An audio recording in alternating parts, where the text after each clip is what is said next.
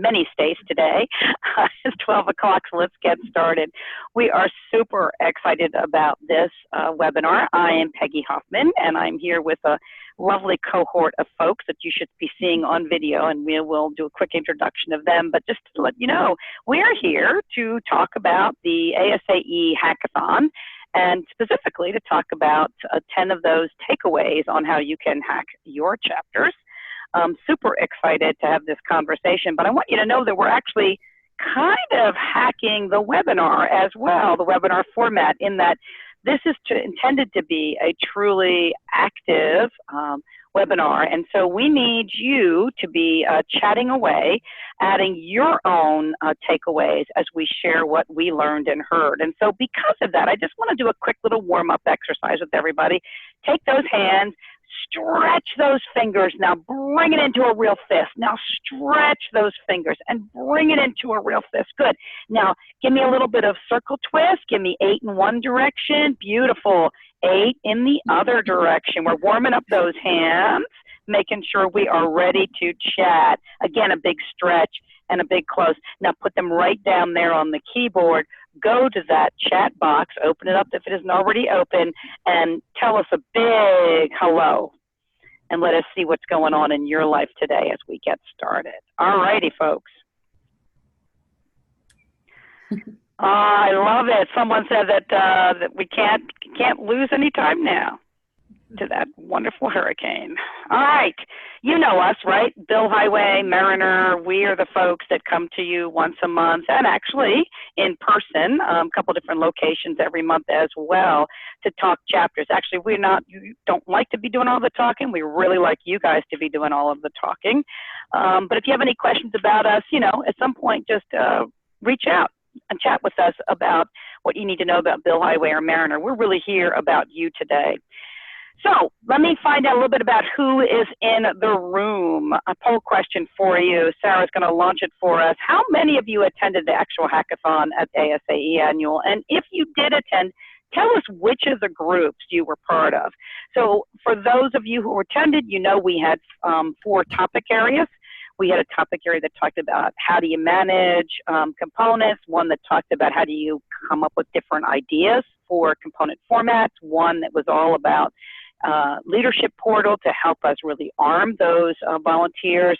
And then, of course, one taking a look at, is there a way that chapters can be partners in innovation for us?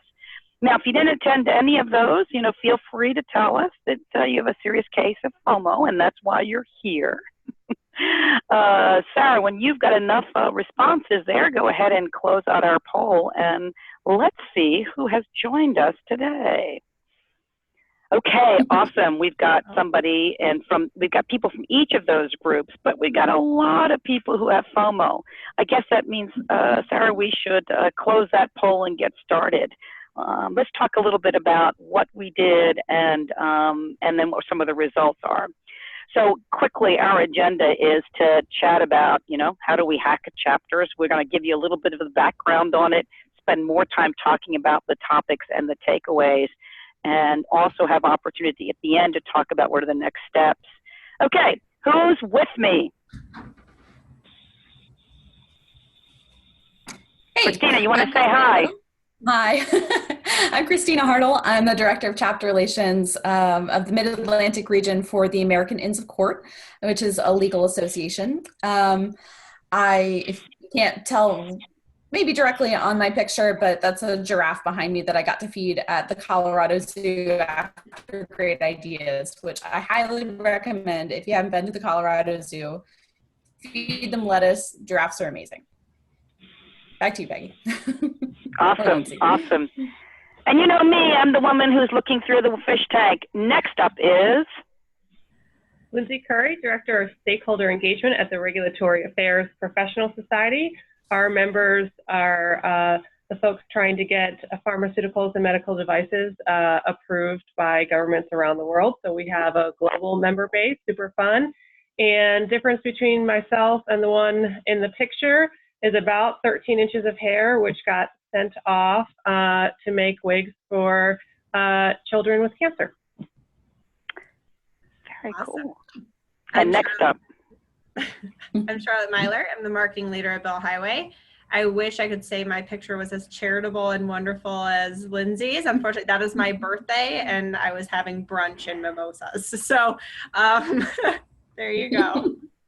I totally love it. Oh, so we had a lot of fun, guys, in putting together the hackathon. We had a lot of fun in putting together this webinar, and we are excited to share with you what's going on. I am seeing in the chat that there was a concern about being able to hear me, so I'm just going to ask for a quick thumbs up from my fellow panelists on video if you can hear me okay, and it's scratchy. I could say to you that I've been drinking already, but I haven't. So let me see if I can just move my headset here a little bit, and I'll keep talking, and let's see if we can make it work for us, because I don't want to hold us up at all if that's possible. All right.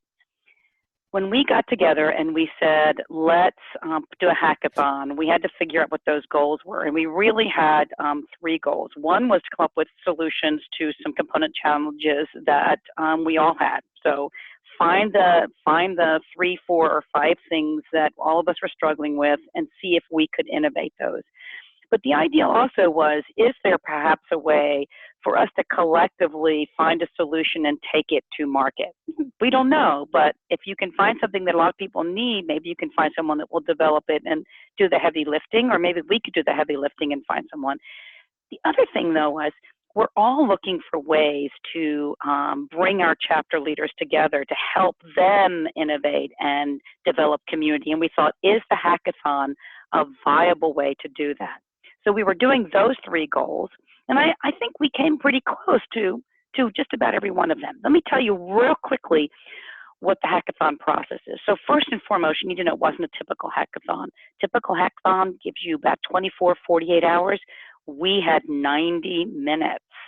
So don't be afraid to break the norm. Find a way that's going to make a difference for you.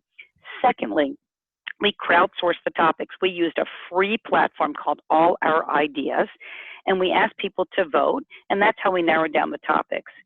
3, we got some teams together in advance. Those of us that are on the call today, we got the background stuff together. We did a lot of teamwork to pull this together. And then the day of, we actually made sure we had facilitators and note takers in each of the group. But more importantly, in some ways, is we had Google Docs linked up for taking immediate notes. And at the end of this webinar, you will see links that will get you to those shared Google Docs.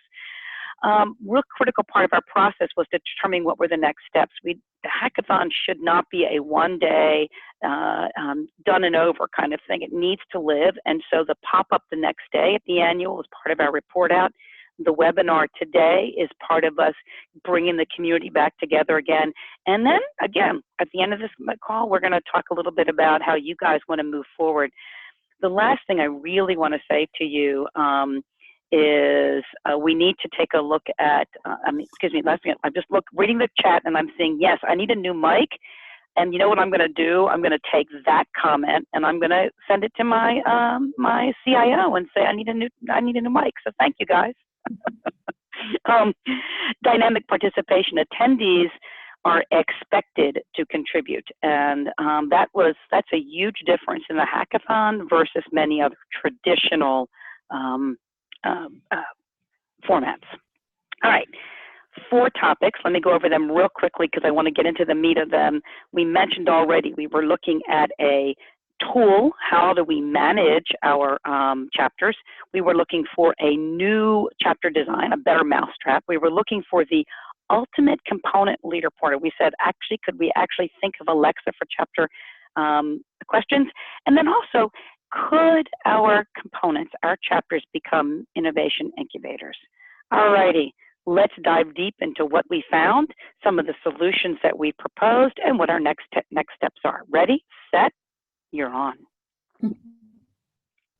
All right, so for our first topic, we had the ultimate component management tool for association staff. This was supposed to go beyond just your normal AMS.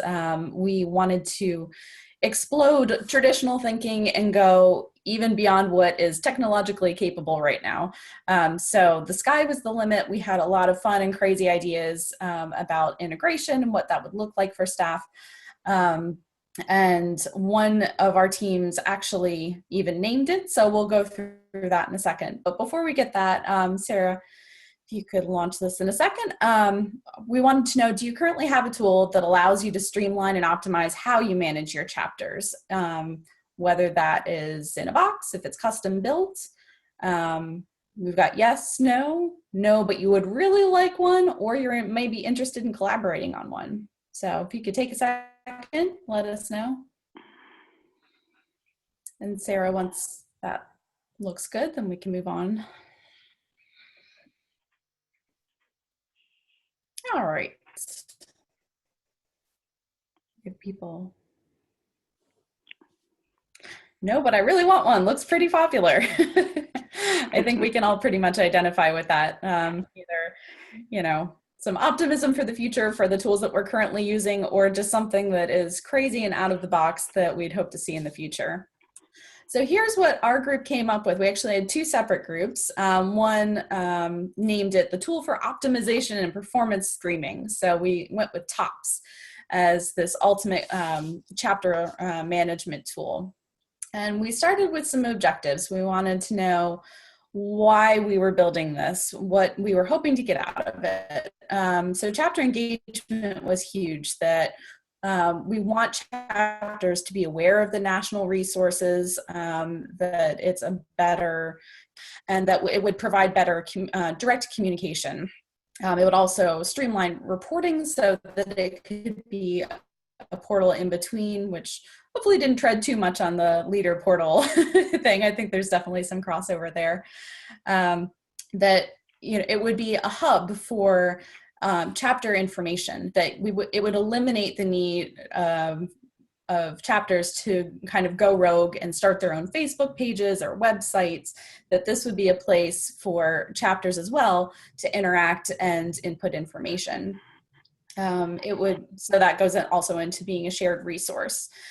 That also this would be an intelligent system, that it would capture data and provide innovative solutions that were generated by the system, thus giving staff all of the proactive data that they would need to make connections and provide resources to be really not even 1 or 2 steps, but 3 steps ahead of the game in terms of how their chapters are interacting with national, what their chapter health looks like, and any other number of functions for that.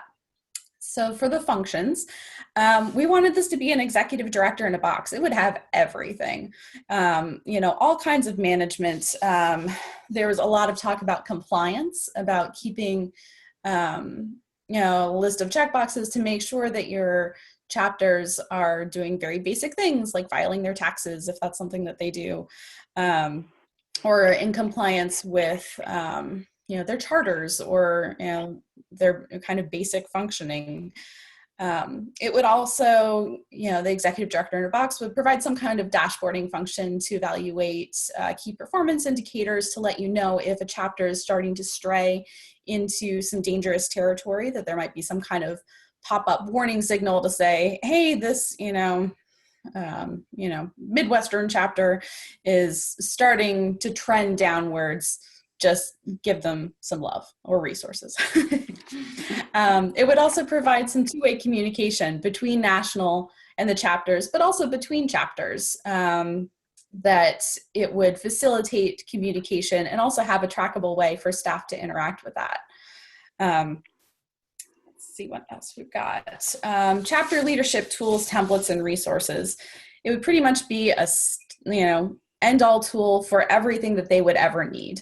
For any kind of question about chapter management, for weird sticky situations that they might get into, any kind of leadership training, all of that would be, if you go back, there we go. Sorry about that. All of that would be readily available.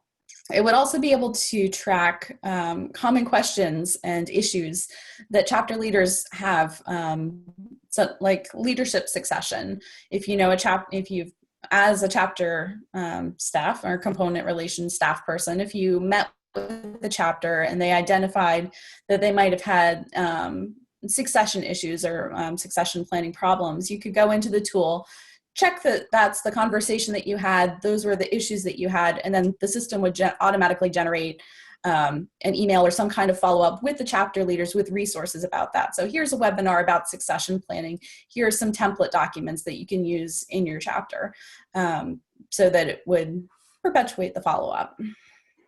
And one of my favorite ones was a chapter mentoring match, which would capture the demographic information about chapters and then use that to potentially pair chapters that are very well performing or components that are very well performing, and then components that are, you know, maybe struggling a little bit in certain areas, or have identified that they wanted to work in a certain area, so that there would be, you know, kind of like a dating site almost, that you get a little pop-up to say like, it's a match. And you could get those two chapters talking to each other and institute a chapter-to-chapter mentoring relationship. So some of the technical details about how that would actually play out. We talked a lot about training and single sign-ons and how this tool would roll out. In a perfect world, rollouts would be seamless and wonderful. And because that's what we decided this tool would do. It would be a single sign-on. Everything would be captured within the one tool. It would be accessible by mobile. So if you're on the road visiting your components, that would not be a problem. You could just quickly, you know, send a webinar to the chapter that you just met with.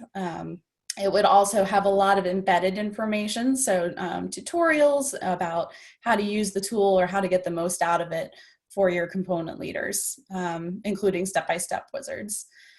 And then another one of the driving things that I previously mentioned was that it's a smart system. It would automatically make some data connections, and you could, as a staff member, set those rules for what kinds of things you wanted to see. Like if your component was struggling, then you could have certain metrics that are associated with that.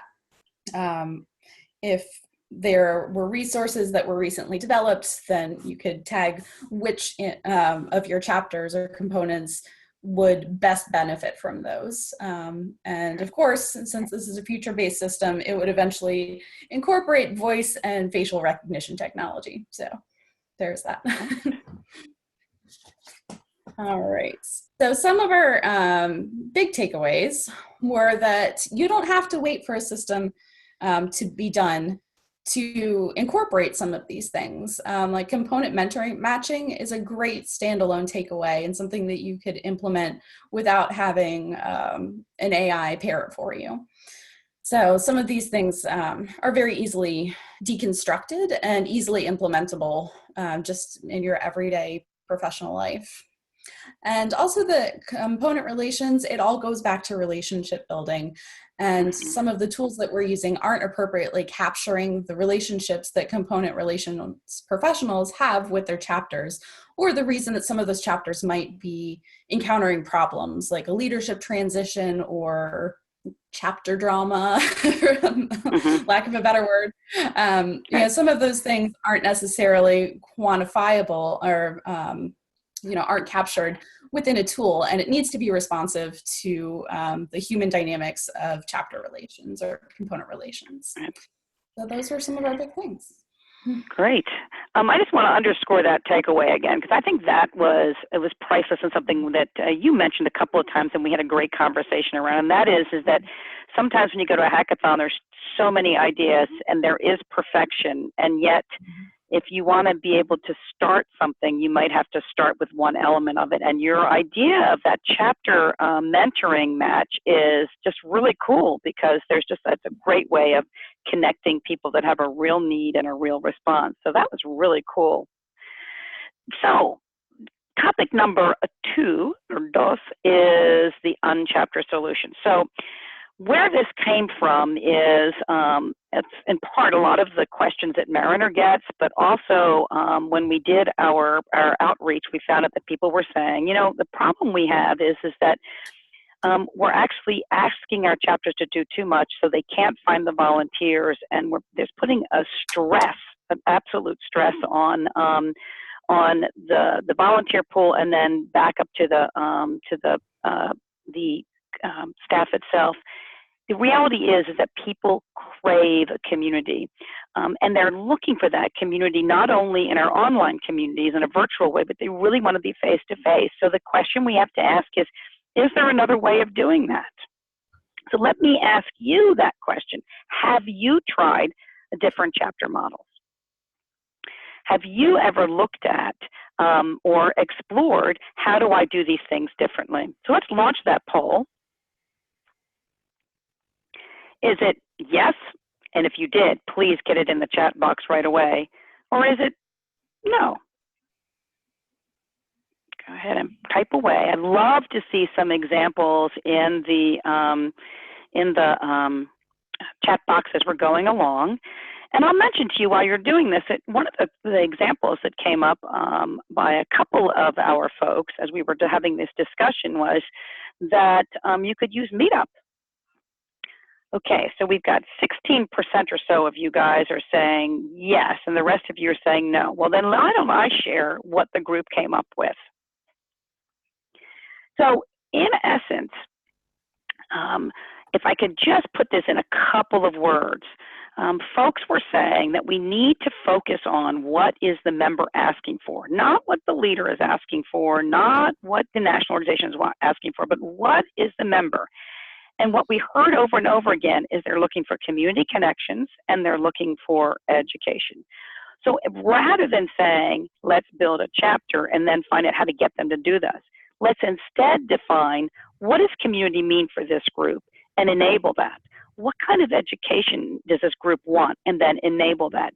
So what this might wind up looking like is a small council, right? A small group of members that get together and they have a weekly or biweekly or monthly meetup.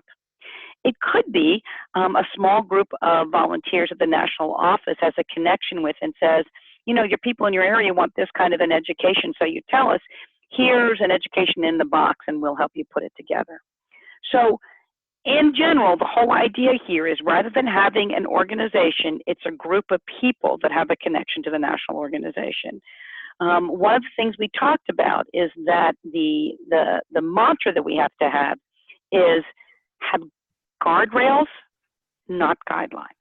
In other words, set the safety zone and then enable folks to play in that safety zone. Now, this might seem a little bit audacious, but what was really cool was one person spent a great deal of time describing the indivisible. So yes, it's a social action group, but in essence, one person said, you know, I want to build a group of people here who will get stuff done in my community. And he populated it with it's a really informal group. It's an opportunity for people just to basically, you know, roll up their sleeves, get involved and get engaged. They use an online platform to be able to connect with questions and to do kind of calls to action. And it just went like wildfire, spreading all over the United States because it was so easy to pull it together. You can also see that when you look at meetup.com. We run a meetup group here for association professionals that is just in the Columbia, suburban Maryland area. We have a monthly meetup. We use meetup.com to pull people together. So it's finding the like-minded opportunities. So maybe, just maybe, you can take a look at one of those models and consider. So obviously funding is going to be an issue. Obviously there's other logistics.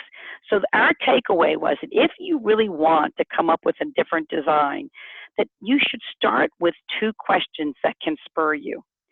Question number one is, what do you make your chapters do that seems kind of silly? Like really just sit back and go, listen, you know, we're asking our chapters to do X, and it just doesn't, it's not going to work. So let me give you an example. One of the groups that I manage here, it's a chapter. National organization keeps saying that we need to have a committee on D&I. Now, I grant you that diversity and inclusion is really critical, but we're a small group that gets together, we do little workshops. Having a committee when there's really nothing for that committee to do in a substantive way is kind of silly. Another one is, what guidelines do your chapters routinely miss or ignore? Because if they're not doing it, then maybe they don't need to, maybe it's unimportant, or maybe it's just too darn hard. So maybe those two questions, if you asked a couple of volunteers, a couple of your chapters, it might lead you to a pulling some things off and coming up with the guardrails rather than the guidelines. Topic number 3. Let's hear about it. Thank you, Peggy, and thank you for that overview as I'm taking notes of things that I need to do now with my own associations. I would never ask them to do anything silly, but thank you. Which is not the same thing as fun, right? No, different, yes. So I had the pleasure of running the group, the Ultimate Component Leaders Portal. And this concept is around the idea that we think volunteers are really each other's best resource. So the goal of our challenge was to provide a platform for these chapter leaders to share experience and feedback with their peers. The tool really embraces the concept of just-in-time learning, 24/7 access, and collaboration. And it's the concept of Alexa for chapter questions, or as this group came up with, Flex, as in a strong, flexible, and configurable chapter solution. But before I go into any details, I want to start with a poll. Sarah, if you could make that live, of how many of you actually have a chapter volunteer leaders portal. Might not be perfect, but do you have one? Do you want one? Are you interested in collaborating on one, or no? No is also totally acceptable. So please type in your responses now. I'll give you a few more seconds here. We know it's lunch, but we're not asking for too much brain power, just a yes or no. So Sarah, can we get those results? Yes. Oh, this is wonderful, really exciting. Some people interested in collaborating, which I think is what this community is all about. And no, you really want one. So hopefully we can either give you some ideas on how to advance what you've got, or as you are thinking about creating one, what you might want to consider. So we can move on to the next slide. And I will, but I just tell you, Lindsay, one of the comments from Patrick was, every time you say Alexa, his Alexa responds. Oh, Alexa. All right, Patrick.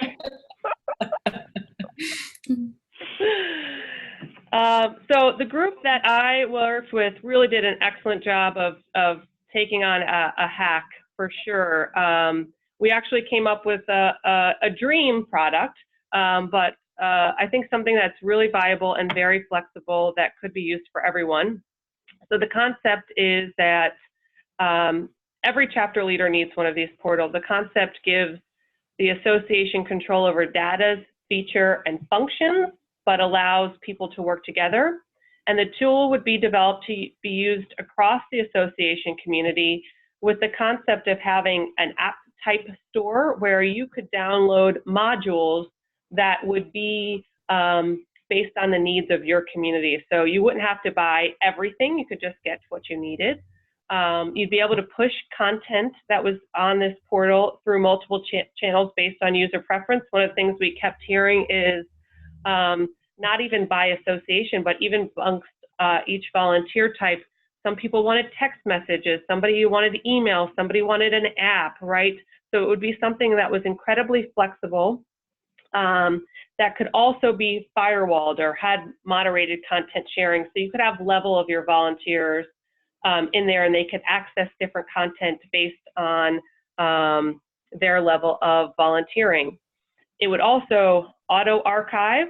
So if you are developing content which is great and timely now, when it is no longer content that you want them to see because it's not timely any longer, you could preset it up with an auto archive date instead of needing to manually clean it.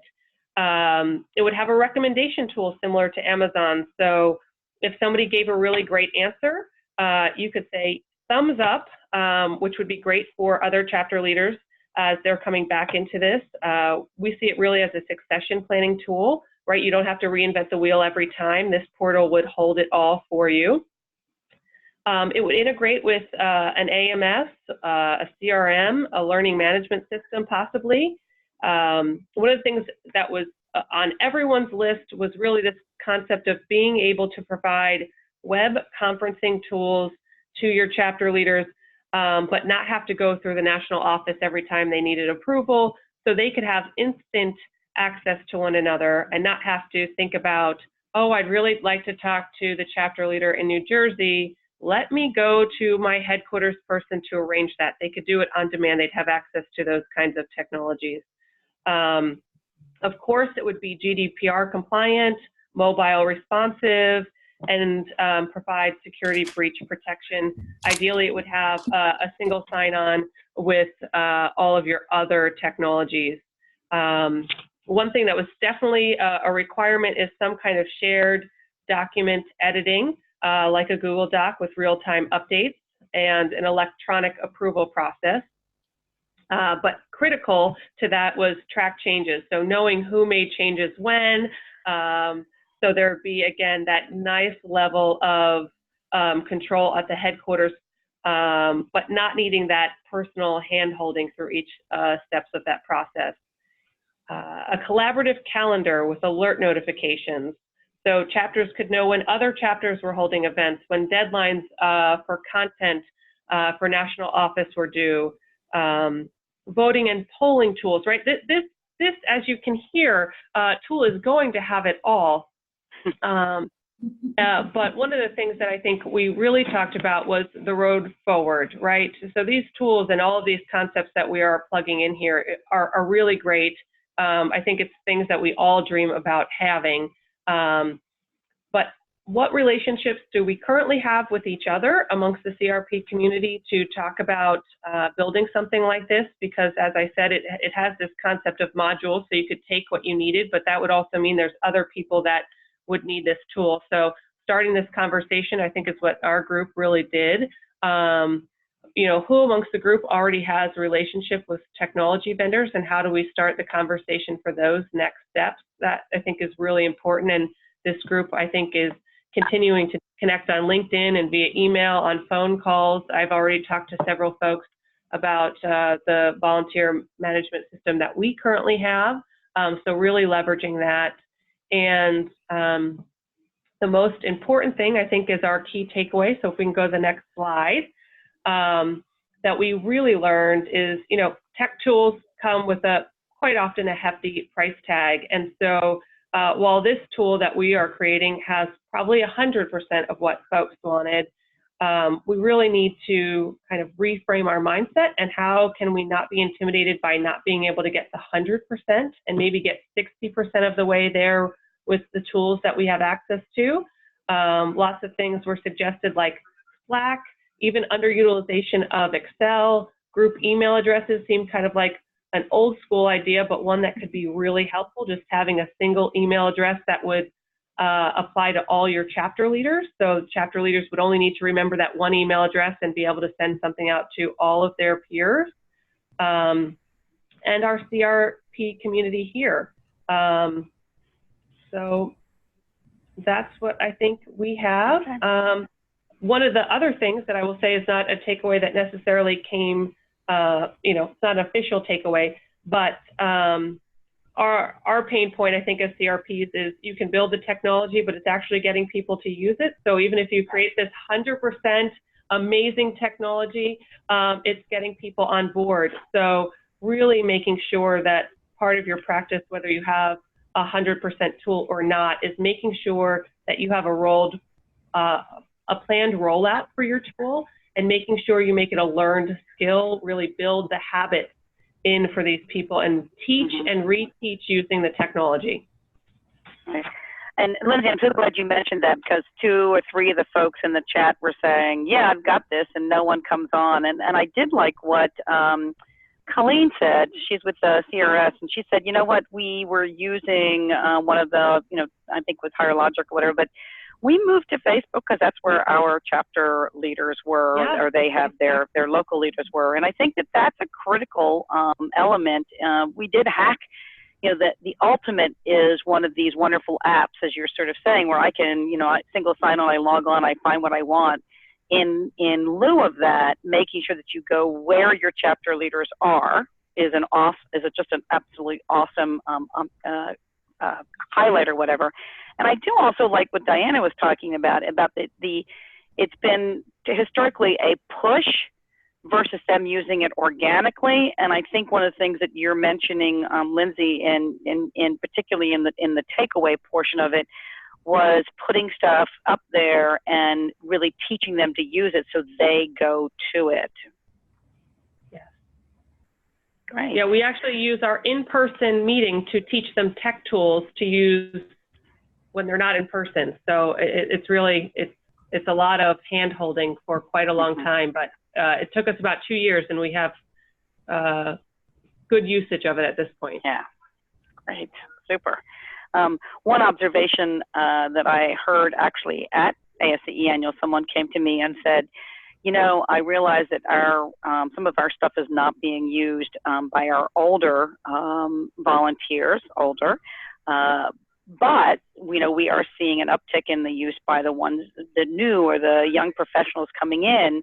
And the caveat somebody else piped in was saying, yeah, so make sure you've got something good for them to come into, because the first time they come in, if it's a system that needs an extra sign-on and they can't get in, they're out. So even if maybe the majority of our current volunteer leaders at the local level aren't using these tools, us having the state-of-the-art, the tools that will make a difference will help us to connect with those that are coming in.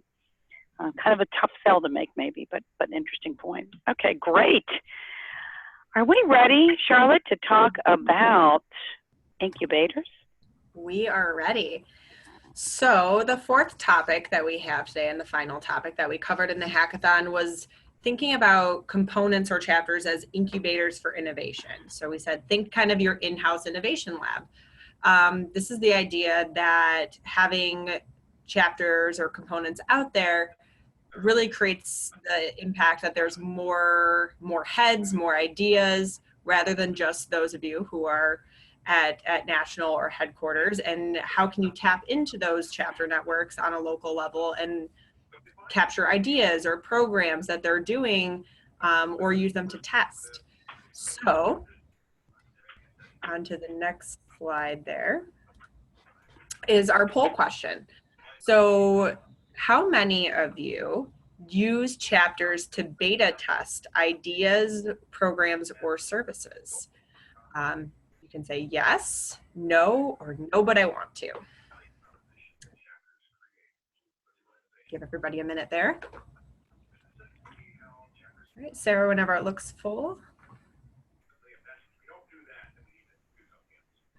46% saying yes. That is awesome. If you've found something cool at your chapters, we'd love to hear it. So go ahead and throw it in the chat, and we'll capture those ideas. So at the hackathon, there was a lot of really great ideas that came out of it. However, one of the coolest programs that felt like was something that groups would be able to implement was the idea of a component Kickstarter. So looking at some of the features and functions that this tool or program would have is you would really leverage chapter judges to vote on ideas that are submitted by chapters. So the idea is that all these ideas would be tossed out by the chapters. They would submit them, and then their chapter peers would be able to vote and say, this is a great idea. We'd love to see someone try this. And really bubble up those top ideas to hopefully help tackle challenges that the majority are experiencing. So it would be voted on by the chapters. There would be incentives provided. So this is one of our key takeaways is what would incentivize chapters to want to try to innovate, create new programs, or put the effort and time in. Knowing what those incentives would look like is really key. Is it the funds? Obviously, the national would provide funds to make the idea come to life, or some of the resources that would maybe be necessary, but what other incentives are out there? And knowing what motivates your networks in particular would be important to understand. In this particular model, the national would give the winning chapter ideas, the funds or the resources to pilot the idea and test it out. There was also a crowdfunding component to this where the chapters could actually buy into the programs. If another chapter had submitted an idea that someone else really liked, they could say, oh, that's awesome. I actually want to help invest in that and try to make it happen. And they would be able to make that, hopefully help that come to life. And then there's the evaluation part of this program, where there would be an ROI evaluation in 6 months. And if the program is trending positively, maybe they would receive a second grant from the national, maybe there would be additional resources added to the project, or if at that point the groups had decided, this really didn't turn out the way we had thought, maybe we should try something else and put this one on the shelf. It could be made at that time. A few things that really came out of the conversation as this idea was being developed among the groups was thinking about what chapter or component leaders or the chapter themselves would need to be successful to start innovating. And one of the things that kept coming up was mindset, where mindset shift takes time. Being innovative can be scary. It can mean failing, and that doesn't always feel good. And some people aren't comfortable with failing. So you really have to start building that cultural mind shift, saying it's okay to fail. It's okay to try something new.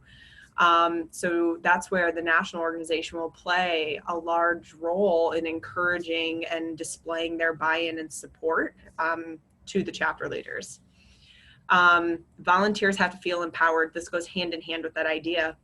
They have to feel empowered, that they can own it, that they can run with it without fear of consequence, and knowing that they can fail responsibly. I think that's a key word there that we want to definitely emphasize.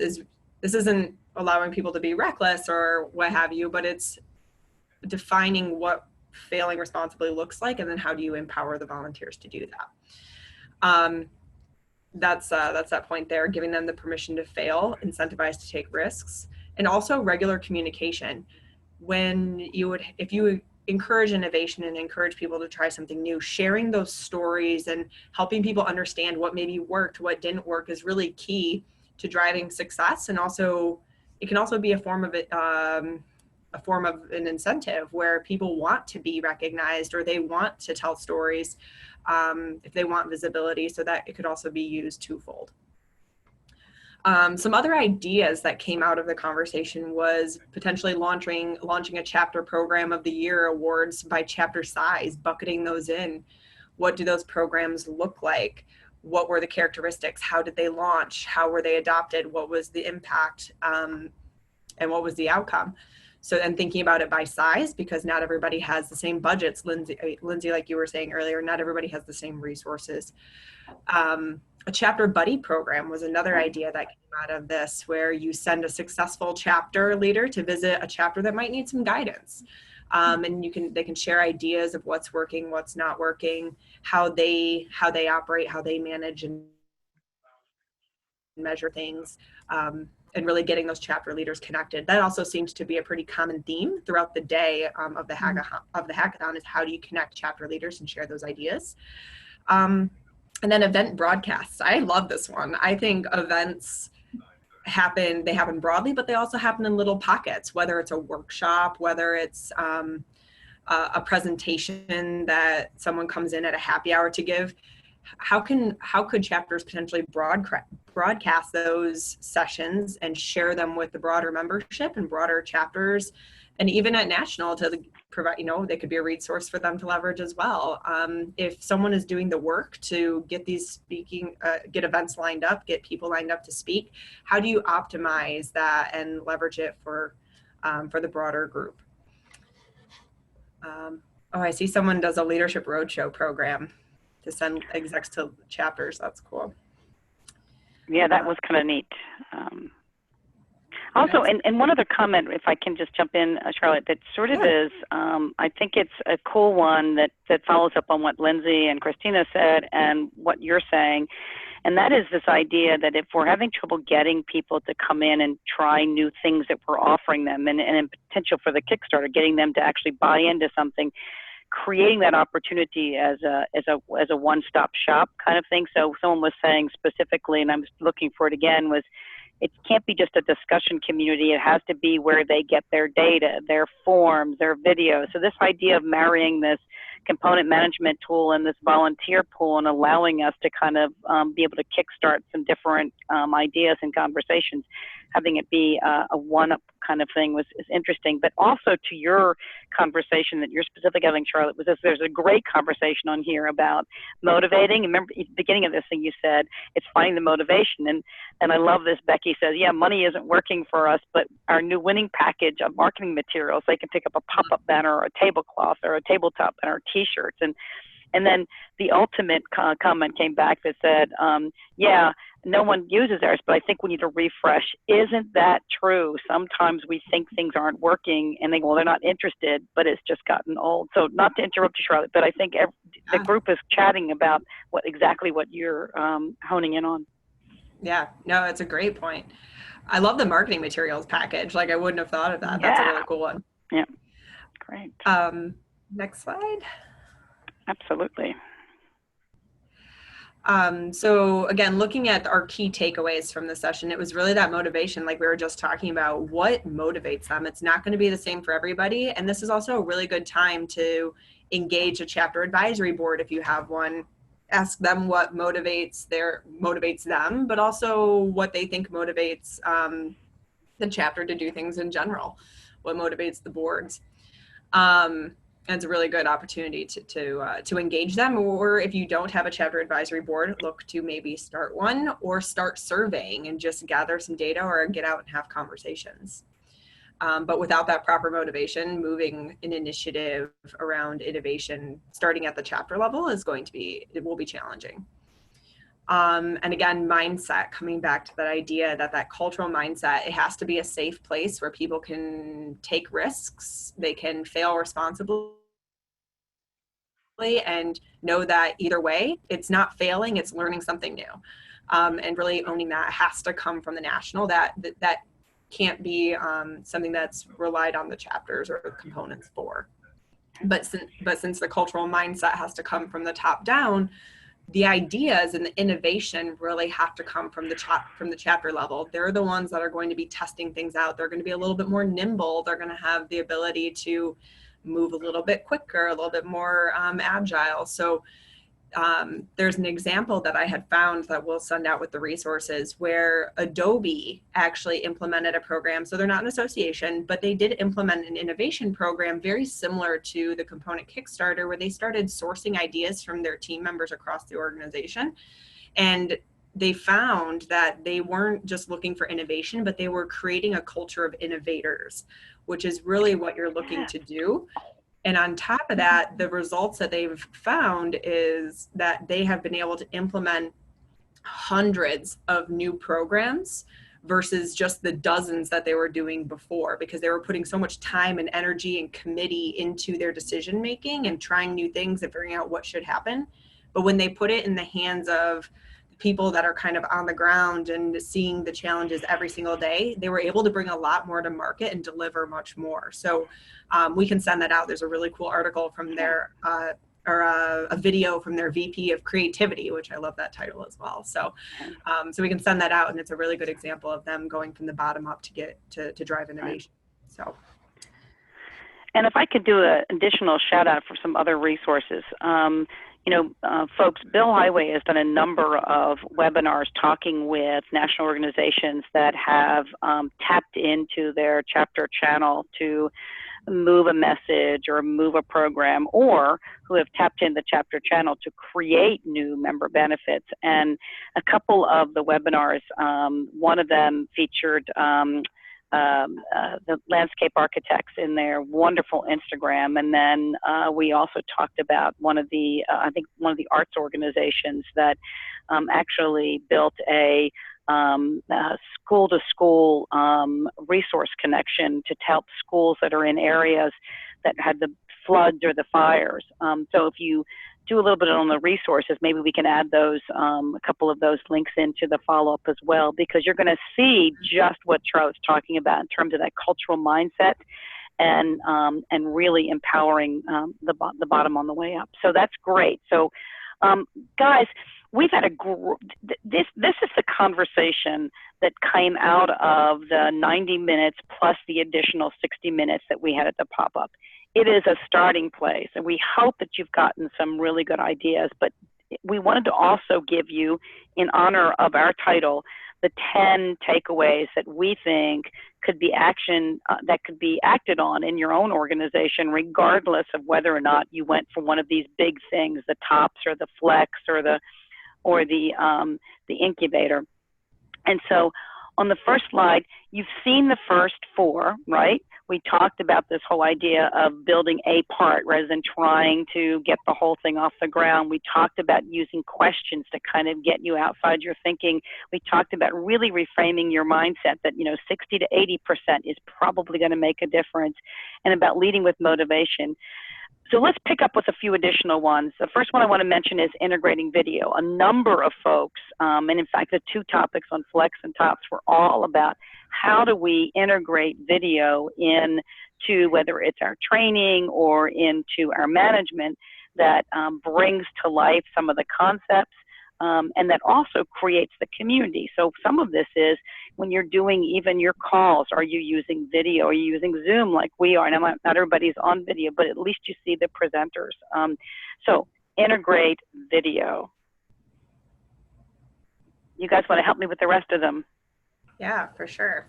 So in terms of format, one of the biggest takeaways we had was hackathons can really be used as a tool for engaging volunteers to help design new solutions to old problems. I think I just saw a chat here. I was reading that when you switched over, Peggy. The challenge is when the affiliates, when they ask affiliates, I think this is Kimberly, when you're asking your affiliates what they need, they often say more financial support. So is there a way to use hackathons or cool different formats to ask different questions to bubble up new solutions or ideas? And I think that's what we found with this one, is that it even spurred possibly more questions that we can dive further into. So another one is the just-in-time resources, having resources available when your chapter leaders need it, and sometimes even being a little anticipatory about what their needs are coming up. And also encapsulated in that is in the format that they're either the most comfortable with or would be the most convenient for them. So not just having, a 150-page PDF that they have to search through to find something that's going to be helpful, but maybe a quick micro-learning video or a pop-up, 10-minute webinar for, a common problem, having that available to them when they need it, how they need it. Right. Number 8 is having the freedom to fail. And I would probably expand this to just giving the authority to your chapters to fail, but maybe even yourselves. I think that's when we are finding the most creative solutions, or where we really need to be versus where we thought we needed to be. And then we're hoping that for number 9, we'll get some more takeaways from you in the chat box, some already coming in. One we've already talked about a little bit is having ambassadors to these communities. You wanted to get these new tech tools or Facebook groups up and running to make your lives a little bit easier, getting some ambassadors that are power users or really have been with your chapters a long time to kind of help facilitate those initial conversations. So it's not just coming from you, it's not that push out, it's some more of that community conversation. So using those ambassadors, great idea to have a road show. Or if you're like us, we have not enough chapters necessarily for a roadshow. We bring everyone in at least once a year to do some training. But please keep populating those takeaways and idea sharing in the chat box. We will be sure to share those after today's webinar. One quick thing that I would want to add and that came to mind, something that we did probably a couple months ago, we started, is when we're actually adding things to our knowledge bank, when we're coming up with our titles for whether it's blog posts or webinars or what have you, this one's probably not a great example because of the title, but we started looking at what would someone actually be searching to find this information. So to your point, Lindsay, about the portal and helping people and the just-in-time resources over here that Christina was talking about, what would someone actually be looking for? And then what would they type? What would they Google if they were looking for? And then tailoring your content or your titles for searchability to that. And we actually have built 2 different volunteer leader portals, and they're built on the questions. So what we did was we went out and we interviewed the leaders, and we said, and we also interviewed the staff that gets the calls, and we found what were the common questions, and then the navigation of the portal was built on those questions. So they constantly get this: my budget is due, I need a template. So one of the questions was, my budget is due, where is there a template? It's gotten a lot, the one in particular has gotten a lot of traction because it is, just as you say, it's built on what people are thinking. So SEO, all of the SEO concepts are really important here.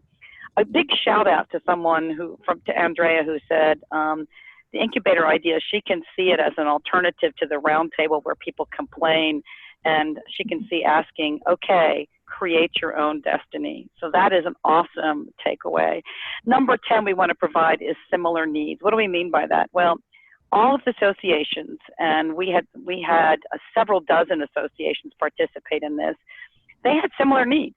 We're all pretty similar.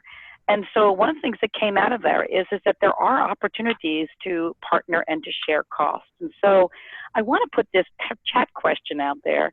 Would you be interested in partnering with another association to build a solution that solves a shared challenge? The common one we hear about is this leadership portal. And yet I know that all of us have these leadership portals that have a lot of the same information, and yet we go and we rewrite and we recreate. But I don't know. Is there a way that maybe we could get together and all the basics we could all do in one swift flow? Maybe there's a set of videos that we could do, the quick little 5-minute videos. What's the 5 things you need to have on your board? Or what's the 12 questions that you have to ask yourself when you do an event? I mean, a lot of us have got some of that. Maybe you have something that's older. So put in that chat. If you would be interested in partnering with another association, well, let's identify so that maybe coming out of this conversation with the hackathon, we might actually find some opportunities to work together. So you guys keep chatting, and if you don't want us to put in the chat, but you want to reach out to one of us, please feel free to email any of us, or to email the crew at Bill Highway or the crew at Mariner, info@ or marketing@. We'll get you to either one of to info@ to Mariner Management, marketing@ to Bill Highway will get you to the group that are sitting here. And we'll do matching. Hey, is that okay, Charlotte? Can I say that we'll match people that want to work together? So put that in the chat. And the last chat question I have for you, actually that we all have for you, is do you want to continue this conversation? Is the TOPS or the Flex or or designing hackathons for chapter leaders, or any of these elements of interest? Do you want to keep the conversation going? A big yay if you do, and a topic that you want to talk about, and we'll pull the people together that want to do this and make this happen. I think that the really important thing that all of us, and I'm looking on my video window, pointing up and down, guys, pointing to you guys, to say that, we care about this conversation and we want to be part of keeping it going. And by the way, I want to make one other shout out, which we should have done and we didn't, and I apologize, Christina and Charlotte. But those are 2 of your reps that are on the Component Section Council for ASAE. And ASAE, the Component Section Council, is putting together its agenda of work, and they are looking for what does the community need. Do either of you want to do a quick shout out about the council? Sure. So it's actually recently elongated the name. It's the Component Relations and Volunteer Management Section Council, to be inclusive to volunteer managers as well. So we've got all of that. But we are component relations professionals who are looking for what is important to you. So that's articles, requests for proposals for conferences, webinars. If you have topics or things that you're really interested in, please contact Charlotte or myself. We're always happy to talk with people and to get more people involved in the council in the future as well. So that's us. So Christina and Charlotte, you might want to take a look at Colleen. I know that she's been on the chat quite a bit. I happen to know her, fabulous CRP up in Chicago. Reach out to her and get her involved in some of that stuff. She looks like she's got some great ideas. Plus did a complete chapter remodel. But what's really cool is they didn't sit on it. They've continued to evolve it and change it and use technology in different ways. So a shout out to you, Colleen. Expect that you might get a call. I'm just being matchmaker. Is that okay? Yeah. All right. We are at 1 o'clock, and we know you guys have other things to do. So send us your questions. We'll keep the chat open for just a few more moments and take your questions. But a real quick thing, if you haven't already heard, CEX, that fabulous one-day event only about components and chapters, is now officially sold out. We do have an auto wait list, though, and what that means is that if somebody pulls out, the next person on the list gets an immediate email saying there's an opening, do you want it? So get on the wait list. It's an active wait list. And if we don't get to you, let us know if you'd like us to bring another CEX in your way. It's in your direction, because we love doing it. So that's October 26th. Get on that wait list. But you don't have to wait till October to get together with your CRPs. Bill Highway, I just love the work that they're doing. They've got roundtables every month, and coming up next week, they're going to be in DC, Alexandria, and Reston. But you can always go to association events. Don't look at this as a plug. I tell them that I really want them to keep talking about this, because we got to keep the conversation going, guys, and this is the way we can do it. You're going to get all this stuff. You're going to get the recording. You're going to get the links and the really cool any really cool outtakes out of this. As a matter of fact, here you go. You'll get these links that will take you to the raw notes from the hackathon. And everybody that has put something in the chat, we will reach out to you to continue the conversation and maybe see if we can take to market some of these really cool ideas. Okay, real quickly, any last minute thoughts from my lovely panelists here, Lindsay, Christina, or Charlotte? I don't think so. I did see somebody asking about meeting up the night before. We did have some folks start to ask if anybody wanted to get together and talk about the component management tool idea Thursday. We have a couple of people here internally who would love to just hear what everybody has to say. So more on that to come potentially. Okay, so that's Thursday before CEX? Correct, yeah. Okay, so in other words, people should just block out Thursday and Friday. Block out Thursday, block out Friday. It's going to be a CEX party workshop extravaganza. Okay, great. So Sarah, even though you're going to be hitting stop on the video, let's keep the chat going for just a few more moments while people have the opportunity to throw in. Guys, thanks. Have an awesome day. We will be posting the October webinar topic and ideas very soon. And in the meantime, guys, have fun, innovate, and maybe hack your way to the solutions that you need. Bye, everyone. Bye. Thank you. Bye. Thanks for coming, everyone.